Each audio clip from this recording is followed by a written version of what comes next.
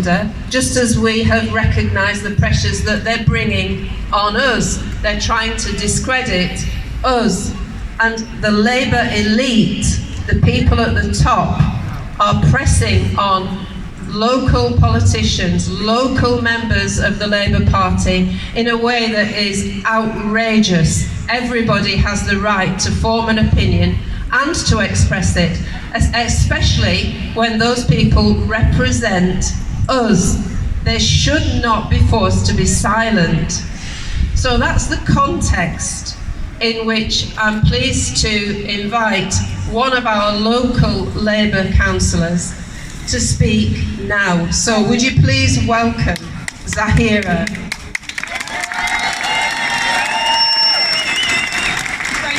Thank you everyone for being here today.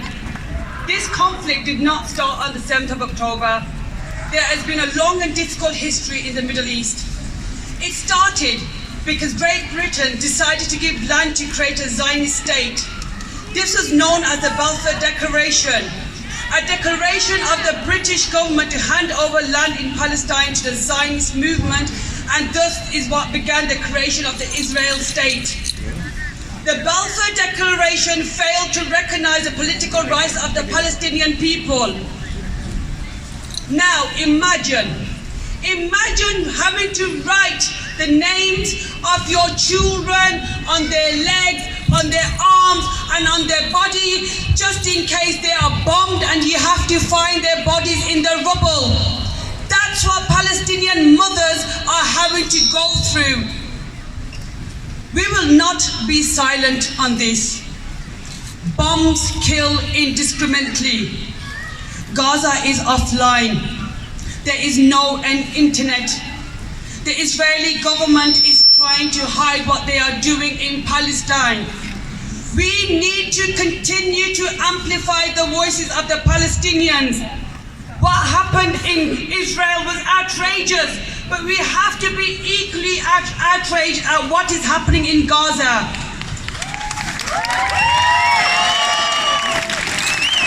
While we stand here and speak, bombs are raining down on children, women, grandparents, nurses, doctors, aid workers, journalists, and innocent civilians. I condemn what happened in Israel to the Jewish people, but I also condemn what is going on in Gaza to the Palestinian people.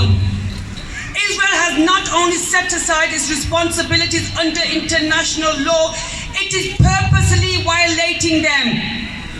This is a betrayal not only of international law and historical rights of the Palestinians, but also of humanity.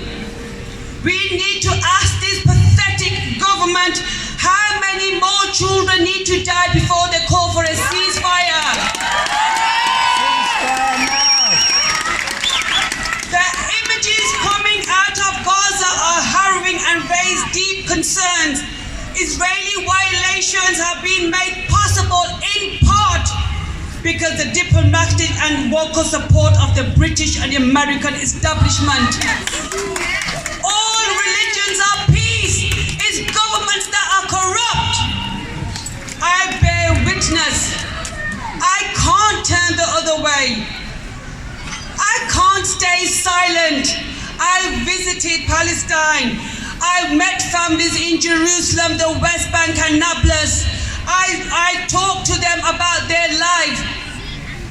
Mothers told me about how their children, 12, 13-year-olds, are detained by the Israeli police for throwing stones. They don't know the whereabouts of their children. I met families who told us how their lives were living under crippling blockades. I saw firsthand how occupation is breaking people's spirits, destroying families, undermining cohesion of communities, and damaging individuals' lives beyond repair. I can't help thinking where they are now. I am standing here as a Labour councillor telling you what I think.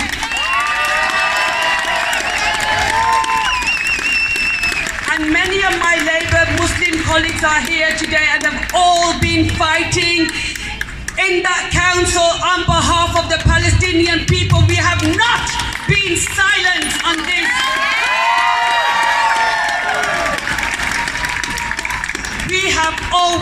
stood in solidarity with the people of Palestine, and we will continue to raise our voices, fighting within and out openly.